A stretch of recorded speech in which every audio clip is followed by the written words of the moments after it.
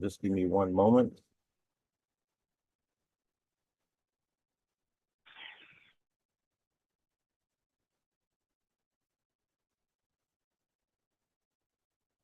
Okay, Julia. Okay, thanks very much.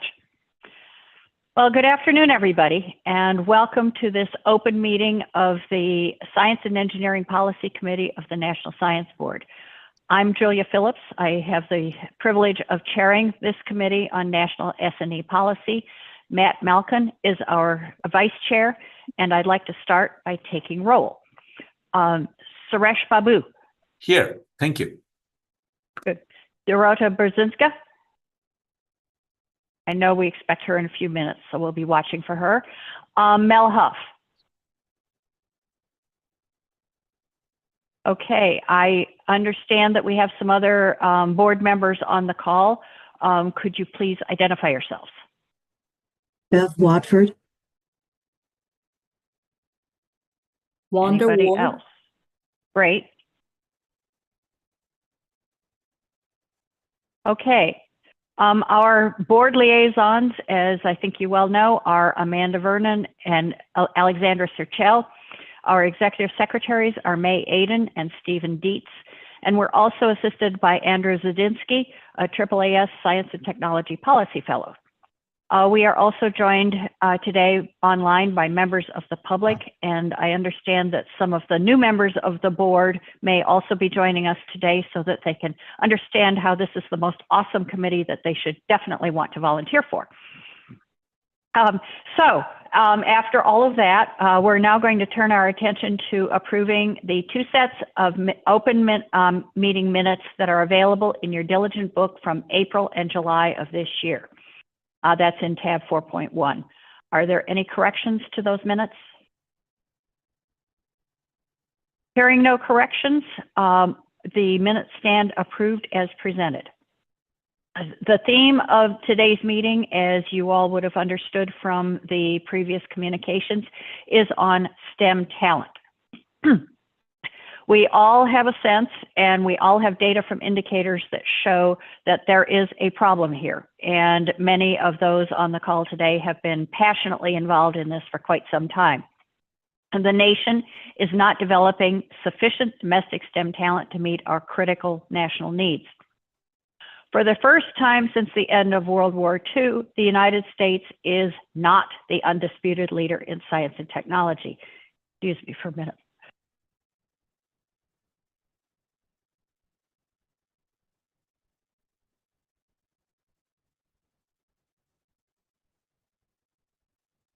Julia, you're still on. Julia, you're muted. Okay, sorry. In some studies, China has been documented to dominate 37 of 44 critical technology areas, and it is now outpacing the United States in patents, published papers, and PhDs in STEM fields. This is clearly a national security crisis, an economic risk, and exposes our nation to technological surprise. A robust science, technology, and engineering and math workforce, or STEM workforce, includes skilled technical workforce, is critical to countering this national threat.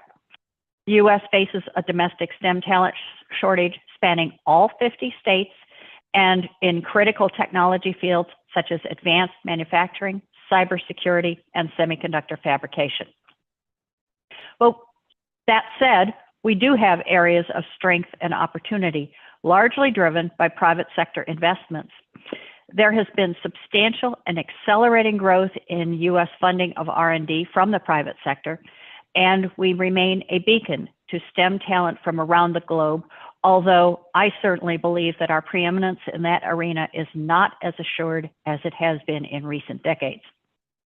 The National Science Board is articulating an approach to addressing the domestic STEM talent crisis in the form of a National Defense and Education Act, or NDEA 2.0. This was inspired by the 1958 NDEA, I guess you'd call it 1.0 today, that powered American success in the space race and that has had a profound influence on the S&E talent landscape for decades.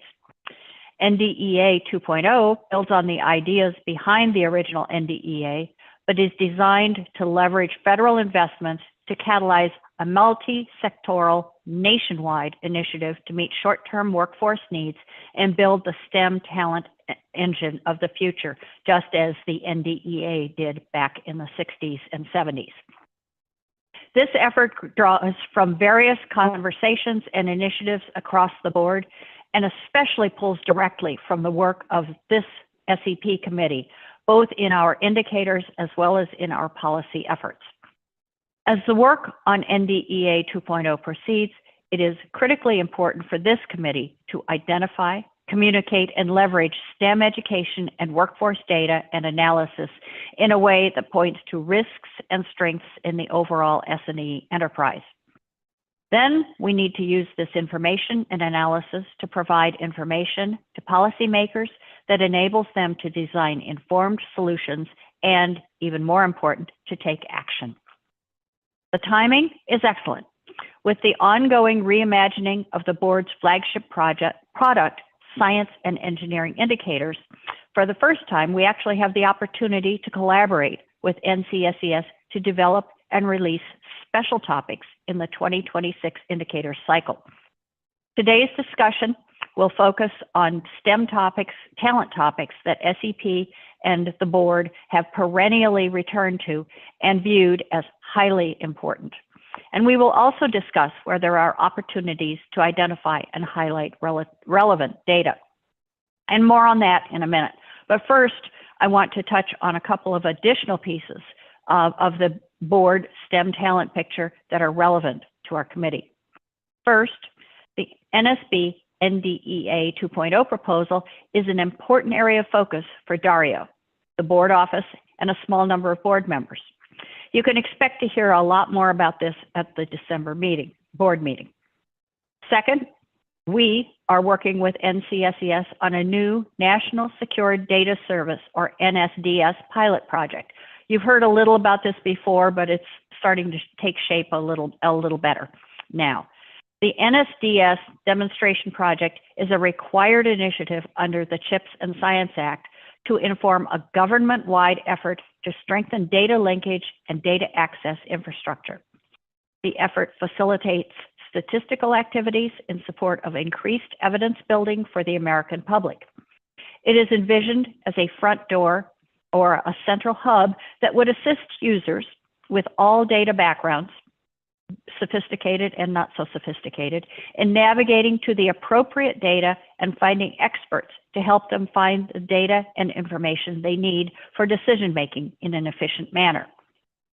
The board is involved in one of the pilot NSDS projects. This one is focused on developing a better understanding of federal policy stakeholder data needs to inform future data infrastructure and linkages. This is a big picture and long-term goal for the NSDS and the federal data ecosystem, one that anyone who's been involved with indicators will agree is extremely important. Through that lens, the pilot project itself focuses on an area of high board interest: workforce shortages and needs, both current or projected future. This is a theme that has come up over and over again as the full committee, as well as the various focus groups, have discussed these issues.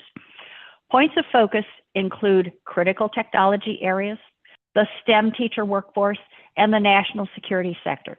And we will keep you posted on this effort as it proceeds. The goal across these activities is to provide an evidence base through indicators and informed policy recommendations through SEP policy work as they relate to the nation's STEM talent needs. It is important to recognize that the SEP talent development team's work has informed the focus and content of each of these work streams. So the work has not been in vain, even though it can be quiet for some periods of time. As you know, the talent team has continued to draw attention to a need for data on the STEM instructional workforce from pre-K through 12 all the way through community colleges.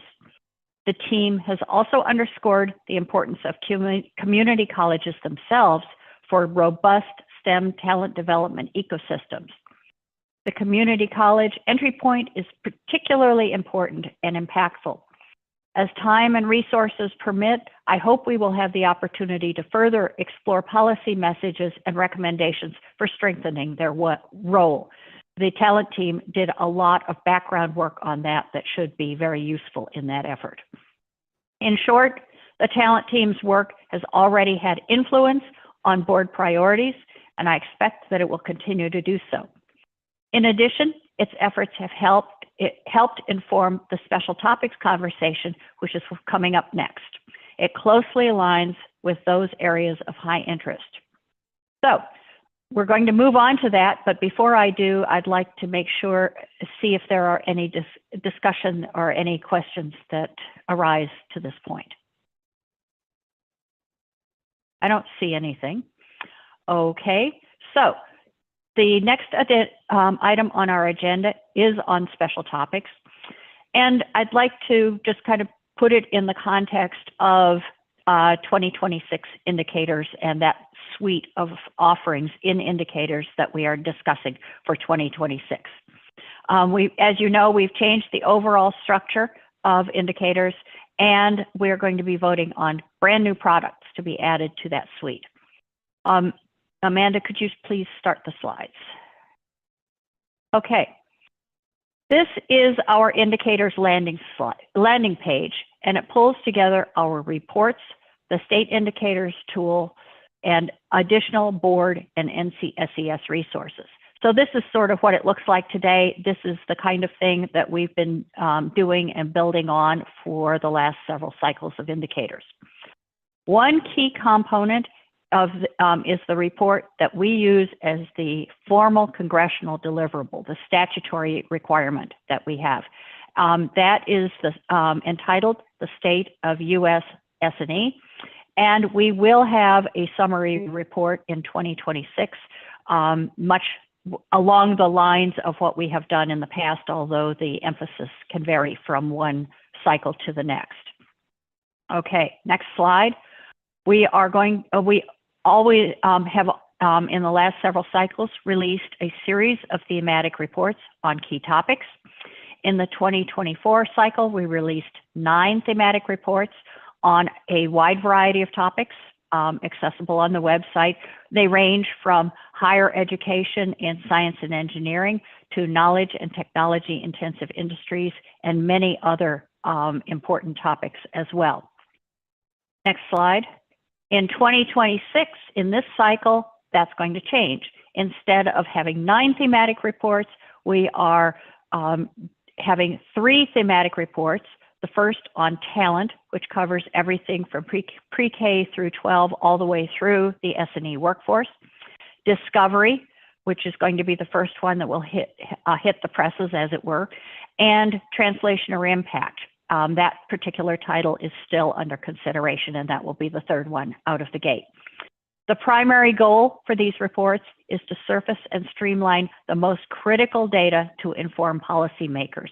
So as you can imagine, we are having some pretty impressive challenges to shrink the most essential information from 9 thematic reports down to 3 thematic reports, each of which has about the same length as one of the previous 9. Another goal of each of those thematic reports is to weave the different pieces that were previously separate into a coherent story so that it is easier to pull messages from the data that may have been previously published separately. The next slide shows that we also have a data tool, or we are developing a data tool that allows users to explore a breadth of science and engineering data at the state level. And this is very popular as we do briefings and engage with stakeholders from different regions of the country. Next slide. In 2026, we will expand this model and release a tool that makes accessible the breadth and depth of indicators data that have been covered in past cycles. Okay, now moving to the last slide, I think. A lot of question marks, because this is our topic for today. It's the special topics. These are brand new, and therefore we have a great opportunity to discuss what their focus should be. How many we do is going to depend on the level of interest, the availability of data that can inform a particular topic, and the overall bandwidth of the board and NCSES.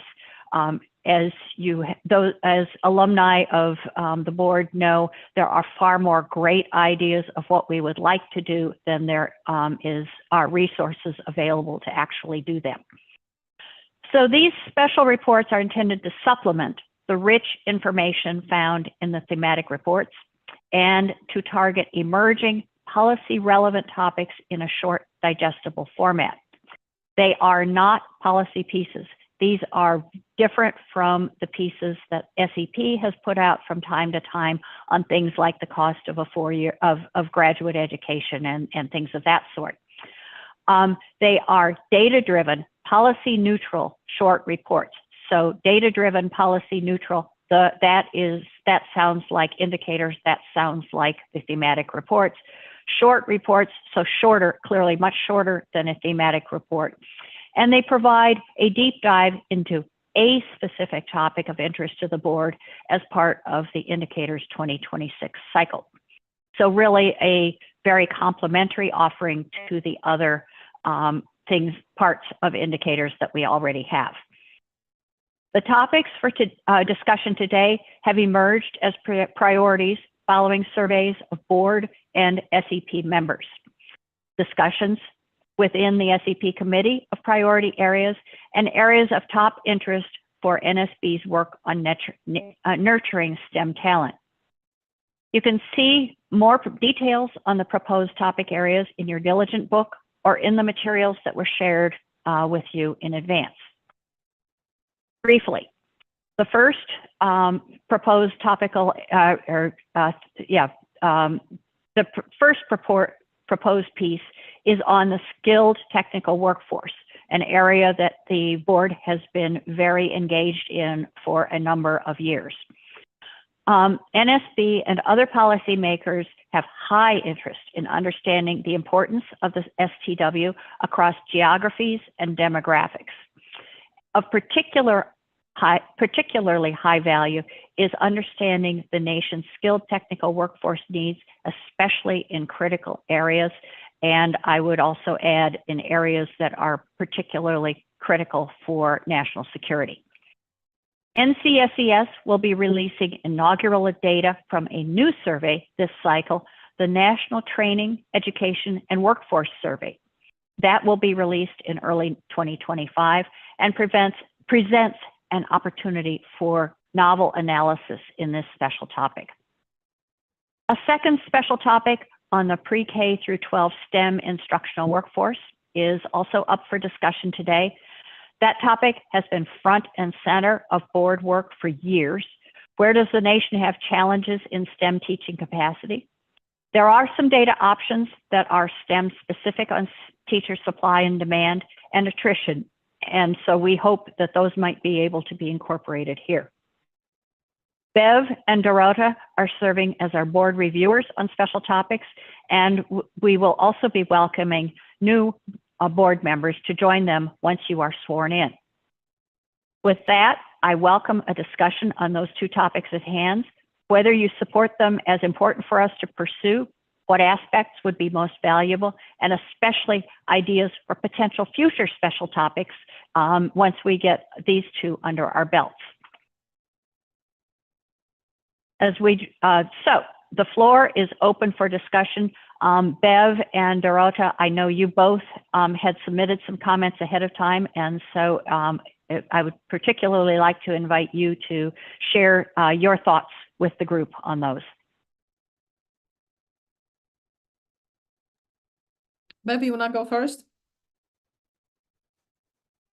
I mean, I'm trying to find my documents. So I can remember exactly what I said. Okay, so how about I start because I have my comments in front of me. Got it. Great. Go ahead. Thank you, Julia. And yes, I just want to underscore the importance of these topics, and I'm 100% for us to support this. I think what's for discussion today is really the scope and the focus, what really should really go under those two umbrella topics. So just a few comments I wanted to share with the participants, the rest of the board and others. I think that the data, if available, should really be a little bit more specific regarding what level of education is needed for the skilled technical workforce, right? And we should start from what level of education is required and include the vocational certificates, occupational licenses, industry recognized certificates, all the way through bachelor's, master's, and PhD, so entire spectrum, because not everyone needs to have bachelor's or master's degree to really work in STEM. And I think that this type of information would be very helpful to really plan the workforce development if we really know the entire pipeline. So this is one item I want to bring up. Also, what, if possible, can we look into specific geographies in the country where the skilled technical workforce is needed? And one example I brought up in my comments I sent to Julia is like, for example, state of Ohio, state of New York. This is a huge undertaking they are now related to semiconductor manufacturing. So there is some information, at least from the manufacturers, what type of level of education is needed and what is the time frame for this. One example I'm also thinking of is, can we look into the states with the current innovation, NSF Innovation Engine Awards, right? They also have specific areas which are very much pronounced in terms of economic development, which of course goes with the workforce development. So this is just an idea to take a look at it as well. I also emphasize the need for the pipeline and making a decision if the most demanding fields really have the domestic pipeline. I know we talk about it for years now, how we can balance the shortage in our own American students' preparation to go to STEM or advanced STEM education versus international students. I think we really need to watch closely where the pipeline is and also make accommodations to potentially figure out how we can increase the level of the numbers of the STEM educated international students to really let them stay in this country. And again, this was discussed extensively by the National Science Board, and I think it's a part of the conversation related to skilled technical workforce. To me, the connected topic also, and I think it was one of your questions, Julia, related to trained professionals and teachers who can train up and coming workforce. So I think this is equally important to take a look really in who teaches the K-12 and who might eventually train in STEM fields after being trained themselves, right? So the well-known problem in academia, for example, right now is the shortage of AI professionals, right? Data science, the same. Quantum is the same. So we really need to figure out how to properly support these rapidly developing fields. And this also includes all those critical technologies that you mentioned, Julia, at the beginning.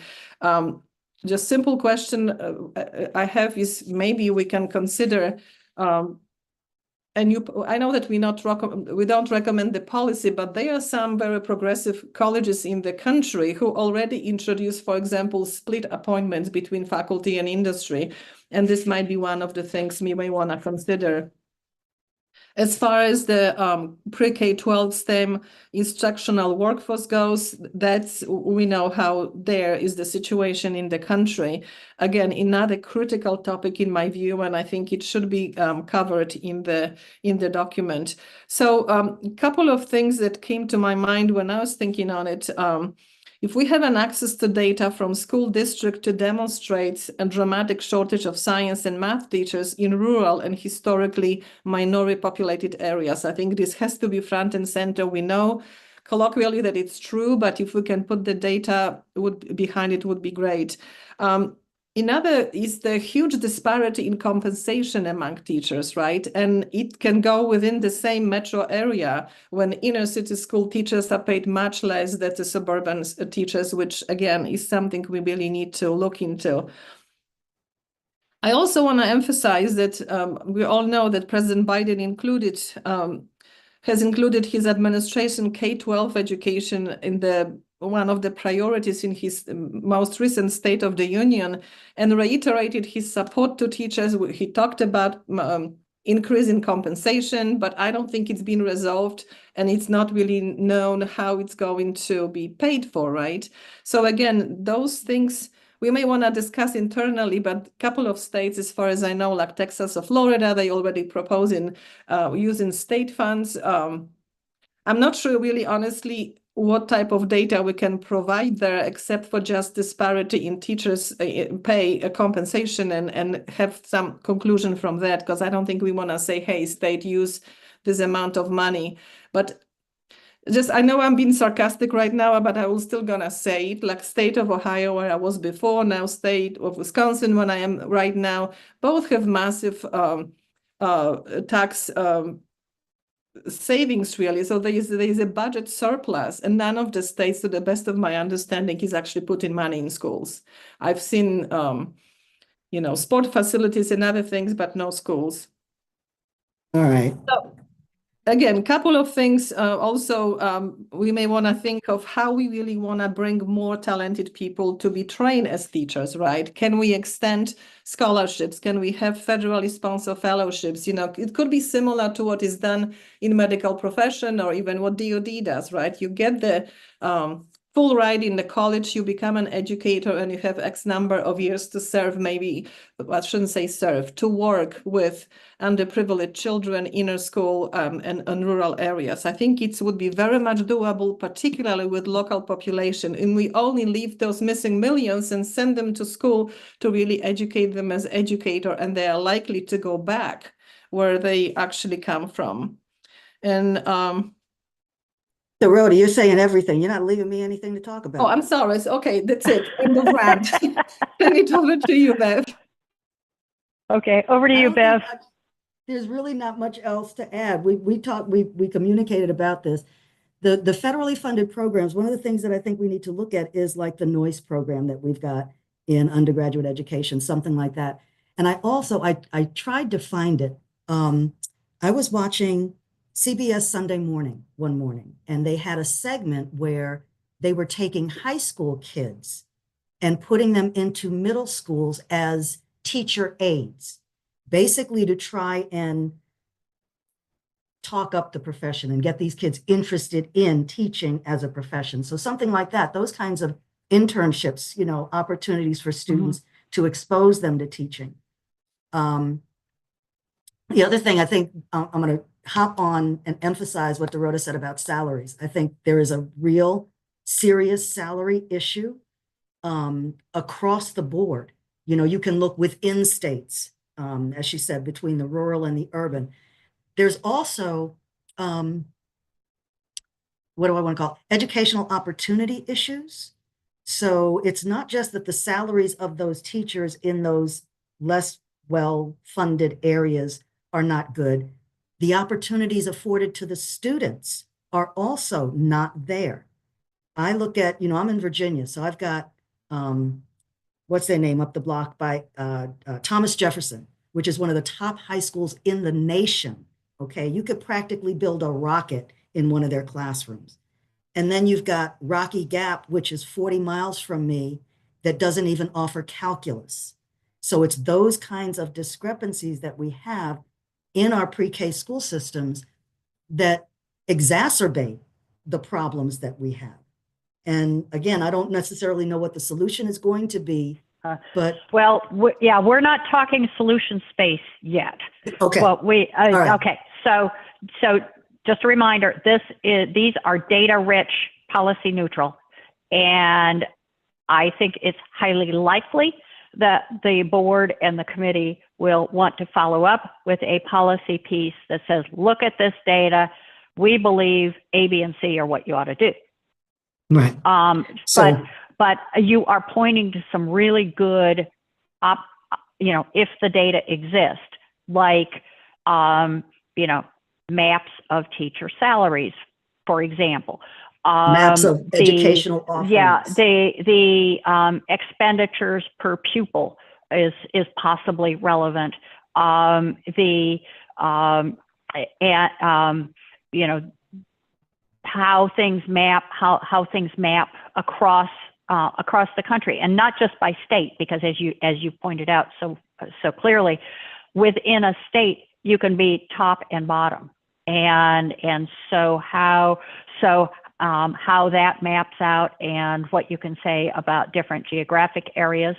I think a strength of both of these topics in terms of having, you know, broad interest and possibly eliciting some actual action is the fact that they are nationwide. There are skilled technical workers and lots of them in every single state. And what they do is different. The needs are different. Insight into how that maps could be very helpful, and their educational needs are likely to be different as well. One of the things that I thought would be interesting is if we can identify what the skilled technical workforce jobs are, number one, and the training required, how does that training map to salaries? How does that training or how does the salary map to education? Those kinds of things in terms of the technical workforce. And the other is with the teachers, what exactly are the teacher needs? Is it science? Is it math? Is it computing? You know, what are the actual educational needs and things that we're trying to provide, and how do they differ? How do they differ across geographic areas, across target groups, different things like that? So I'll shut up now. Yeah, great. Okay. Well, thank you very much for your careful reading of the material that you had ahead of time, and for stimulating these thoughts.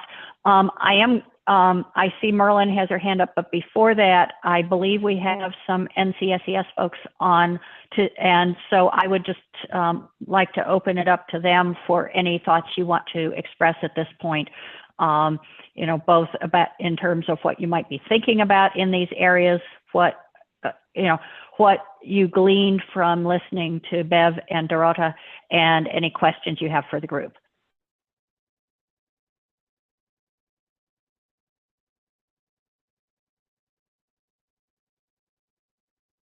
We do have NCSES people on, so do we I'm not? happy. Yes, we do.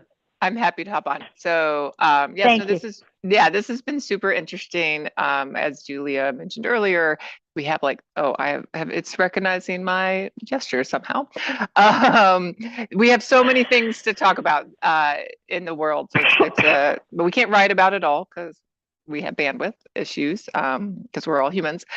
So there's a lot of interesting ideas that we're going to really need to dig into data, and to make sure that we have the data on that, make sure it's representative and fit for use, and making sure that we are making sure we're telling the whole story. But it's very good for us to be policy relevant. So I don't know if Jason wanted to add anything to that. You don't have to. Yeah. Well, thank you, Christina, and thank you, Julia, and board members. That was very informative. And as Christina said, obviously looking at the data that we have, which is fit for purpose to meet the interests that the board has to put out a policy relevant and policy neutral piece, especially around these important topics that have been a longstanding interest of the board and a current interest as well. We're very happy to undertake that. Great. Okay, well, we anticipate further dialogue along those lines. Merlin, I know your hand was up. Yeah, can you hear me, Julia? Yes, thank you. I apologize. For some reason, my camera is disabled. I can't turn it on at all. But I strongly agree with Bev and Dorota. And I often wonder, I think sometimes we assume that STEM curricula exists everywhere and it's very strong. And I'm curious to see if there's a correlation there with what STEM curricula exists in the different geographic areas or state, whatever granularity that we want to look at it. And how does that correlate to the number of students pursuing STEM degrees? I don't know if there's statistics for something like that, but I'll be curious to see what that looks like. Well, that's a really interesting thing to ask. And you know, the other thing that occurs to me is you know, where there might, you know, are readily accessible role models of people in STEM with different, with doing different kinds of jobs, versus where there might not be anybody who would identify, well, maybe in healthcare a little bit as using STEM, but in terms of STEM workers, where there are areas where there aren't any, and the impact that might have. So really good points. Thank you, Merlin. Alondra, welcome. Hi. I was sworn in yesterday, so I'm official. It's great to be with you all. Thank you so much. So I guess I wanted to, this is for our colleagues at NCSCS about what might be possible in the data. I'm particularly concerned about people kind of falling out and in a particular few places. So for example, we know, this is a medical example, but we know that the medical profession effectively puts a cap on how many people can be MDs. So are we like sort of shooting ourselves in the foot by, for example, putting a cap on how many people can get an engineering degree at the University of California every year, for example? And if is there a way to know, I think in the data, whether or not we are creating austerity and constraining, people wanting to study these topics? And, so if we think about India or we think about China, as many people who want to study engineering can study engineering. Like there's not kind of funneling out of people based on the fact that you should only study engineering if you're going to, someday be a fellow of the ACM or something, right? Like there also needs to be this sort of appreciation for a full spectrum of a kind of skill set. So, Christine, I don't know how you get at that in the data, but I'm wondering if there's something around the data around curriculum, around admissions, or changes in majors over time that helps us to get at that.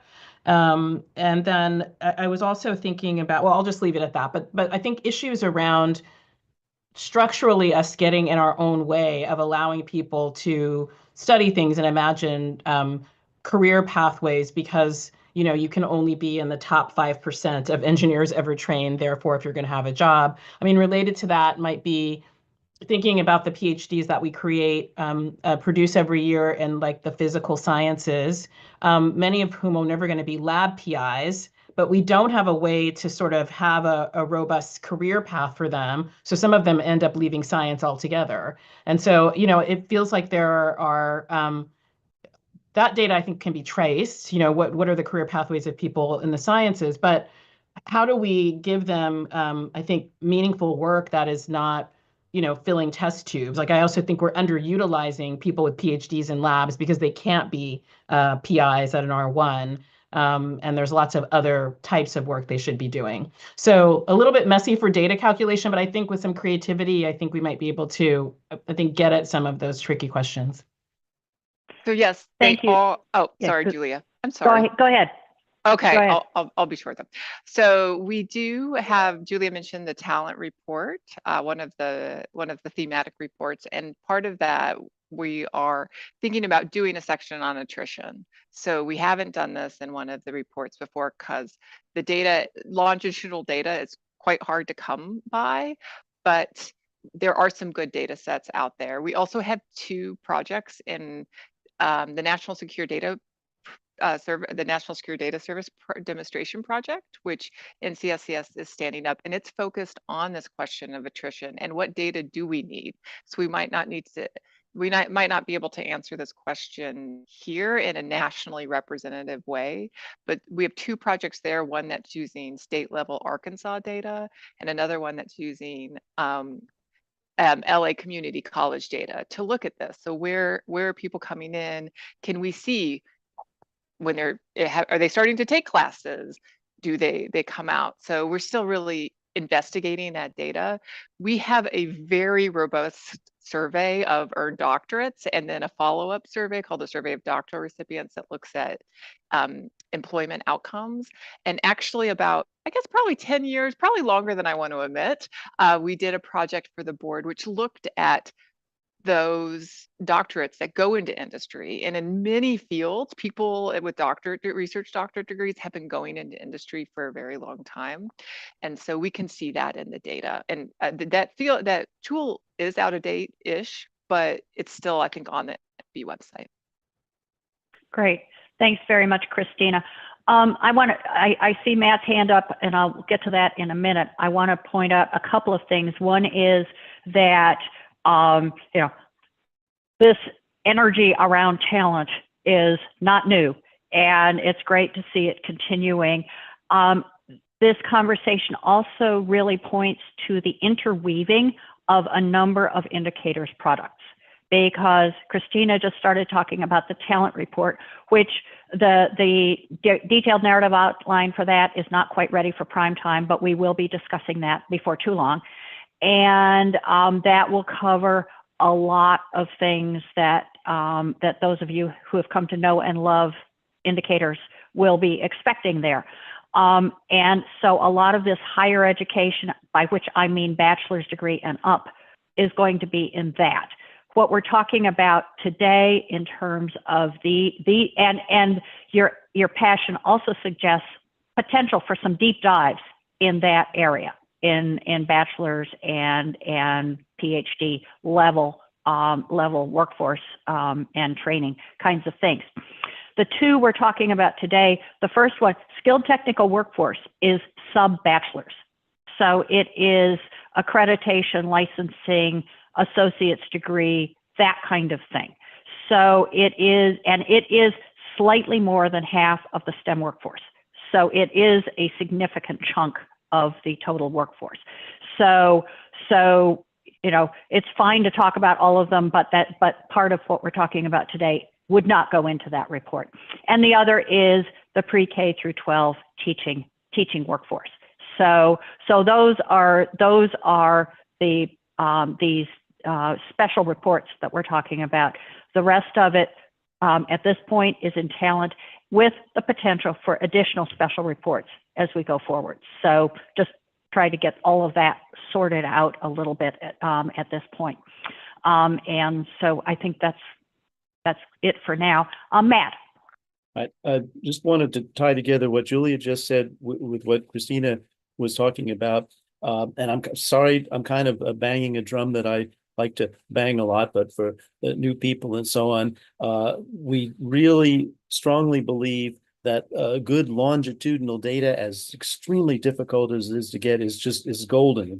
It's platinum, even if it does not necessarily cover the entire country or something like that. Even, some state, as Christina mentioned, would be incredibly valuable. I know it's really difficult. Now, of course, we're doing, as Julia said, we're sort of doing a job at the higher levels, like PhD doctorates and things like that. My dream, and I hope it's not just a dream, is that at least in some narrower region, some state, or somehow we could get connections between the actual students in high school and then what happens to them beyond. Now, I remember there's a little confusion about longitudinal. For example, I know that every 2 years or whatever, we get new measurements of various high school outcomes and so on. But that's not longitudinal to me. That just shows what the history of different kids is year after year. What the hard thing is, I want to look at the same students 2 years later, 4 years later, so that we had data on them maybe when they're in high school. Now I want to see data after what happened to them after high school. I understand how difficult that is to do, but that for me is the real golden longitudinal data that I would just give almost anything to see, particularly on this question of where we're losing people in the pipelines. Great, thanks, Matt. Dorota, I see your hand. Alondra put a thing in the chat before that. People with PhDs who do not succeed in finding PI or industry work may become members of the skilled technical workforce. This gets to another thing we've been talking about a lot, which is the need to understand the demand signals for the workforce. And that projections are hard, are really hard if you want the kind of gold standard data that NCSES does. It's my understanding that there are some ways of potentially getting at some of that, and clearly if we can get some information along those lines in the reports that we're looking at, and that is obviously both the teacher one as well as the skilled technical workforce and any others that we do after that. That would be incredibly valuable because there are certainly areas like data science, AI, where you can't even imagine producing enough to fill the need right now. There are other fields of science and engineering where that is a much bigger, where the mismatch is maybe going the other direction. So the extent to which we can get our hands on reliable information along those lines would be very helpful. And understanding how many PhDs are doing skilled technical workforce work would be very helpful. And maybe that's something that the report can look at if there are data available. Okay, Dorota. Yes, I just want to go back for a second to K-12 and kind of pile on what Matt just said. I don't know if data would be available, but you mentioned, Christina, you have state of, I think you said Arkansas and some area in around Los Angeles. I wonder if we could have at least examples of showing that there is a connection, because I'm sure there is a connection between the shortage of teachers, the lower salary for teachers. What is the attrition of the high school level itself, right? Because we are losing students already there.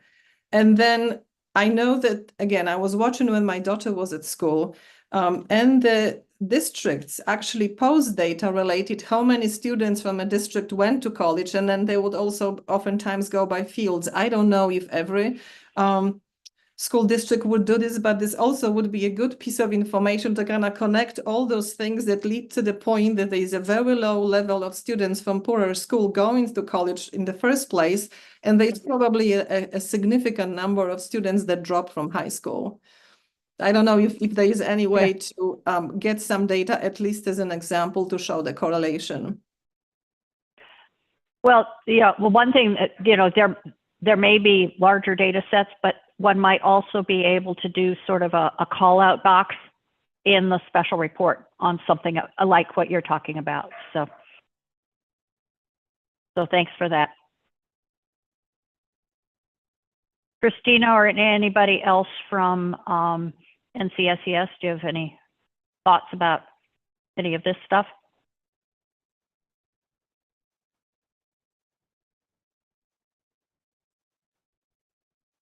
Okay. Yes, Suresh. Julia, the quick question on the engineering. There is no limit on number of engineering degrees. There was a question on that, I think, but we maintain the quality using ABET accreditation. So just closing the question. Yeah. Well, it may depend on the school, and certainly, there you can have class size limitations, which is effectively a limit, and so forth. So there may not be a published limit, but there may be a practical limit. So anyway. If I could add on to that, the issue is when I start thinking about universities and that whole limiting thing, it's really the decision made by the university in terms of enrollment management. And if you are a comprehensive university that has a really strong, let's say, engineering or computing college, you are effectively restricted from increasing your enrollments because the other colleges need students too. And the university can only be so big. So I'll shut up on that. Great. Thank you, Bev. Joan, you showed up in the chat, but I didn't see content. Did you have a comment? No, just listening at this point, but good to see you. I would just chime in without having heard all this discussion, so sorry. But to Beverly's comment, we at the University of Maine have a very strong engineering school, and we have had to limit enrollments simply because of faculty capacity and lab size and many other factors. So it is very much an institutional matter. Well, welcome to the board, Joan. Great to see you. Thank you. Great to be here. Thank you. Are there any other comments? This has been a very exciting discussion. This is why this committee is so awesome. So, okay, I think we're about to bring it to the close, and we'll actually maybe even be a little bit ahead of time. let's see. Thank you, everybody. I think we're ready to vote on these special topics. The one on the skilled technical workforce and the one on pre-K through 12 STEM teachers. Amanda, do we have a quorum? Yes. Okay. And just as a reminder, only members of the SEP committee can vote. So it's been great to hear from all of you, but at this point, it is limited to committee members. Okay, so we'll take a vote of the committee to approve moving forward to develop these special topics, taking in mind all the extremely valuable conversation that we've had today. Let's see, will all of the SEP members please unmute your microphone, and those who approve proceeding, please say aye. Aye. Aye. Any opposed? Any abstentions? All right, I think that it's quite clear that the motion passed unanimously as far as I could tell. Thank you all very much for your active, energetic participation in the discussion on these topics today. Based on your input, we will proceed scoping those special topics in collaboration with NCSES, and you can expect to receive updates and opportunity for additional input as appropriate at appropriate intervals. So this concludes our business for today. The meeting is adjourned at 51 minutes after the hour.